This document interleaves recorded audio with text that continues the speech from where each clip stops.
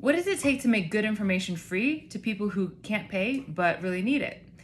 A few days ago, there was a really popular article about John Fetterman in New York Magazine, but it was paywalled. And so the online discussion quickly turned into complaints about how the article should be free to read. And I've heard a lot of versions of that complaint. If you visited the interactive media bias chart, you've seen that we have some stuff searchable for free, but eventually you hit a paywall. And we've gotten lots of emails over the years where people pitch us this idea. They're like, look, this information is so important, they should just make it free for everyone because then people would understand the media landscape. And on one hand, I'm honored that people think our data is both good and so very important that it should be free. But I also know that it's really quite expensive to create this data. Good information, like good journalism, well-researched data, it's expensive to create. It takes time, effort, resources, expertise. The reason people feel entitled to good information for free is because most information is free. But what people don't realize is that most free information is actually bad. It is possible to produce good information that's free. We've made more and more of our data free to consumers over the years, but it's a little tricky to do it.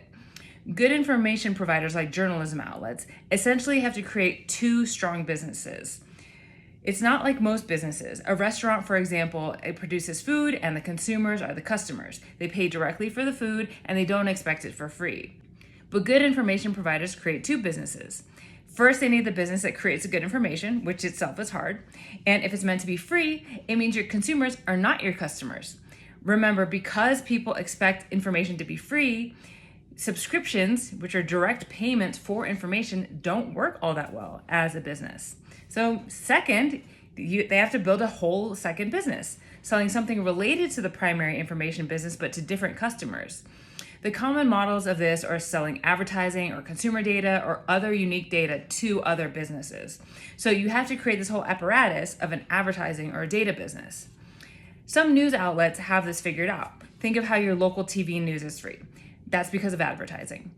Some high-quality national news websites are free, but actually a lot of them have an underlying robust secondary business model that many of their readers are unaware of. Wikipedia has figured out a very creative volunteer nonprofit to make a ton of really good information free. But high quality, good information that's free is more the exception than the rule online. More bad information exists than good information because it's cheaper to produce bad information. And the bad information providers are at an advantage for both the volume they can produce and the extent to which they can monetize it. Think of social media platforms. They can have a ton of people generate information for free, and it doesn't matter if it's good or bad. A lot of it's not even information at all. It's just entertainment and content, as long as people engage with it. So these platforms don't even have to build a first business of good information. They don't have to put effort into that. They can focus all their effort on building the business of monetizing the content that includes a ton of bad information. And they can use the same methods as good information providers, like selling advertising and data.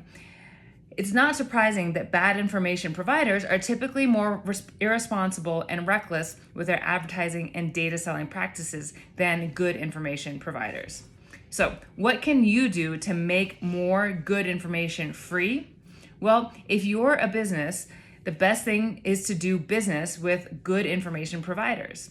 That means if you're advertising, ensure your ad dollars are going towards good information, like care about the content more. And if you're a consumer, understand the value of the exchange that you're getting when an advertiser and a good information provider come together to give you free content. Reward them with your attention, your data, your consideration of the advertiser's products, all of which indirectly support the good information providers and in turn make more of the good information free.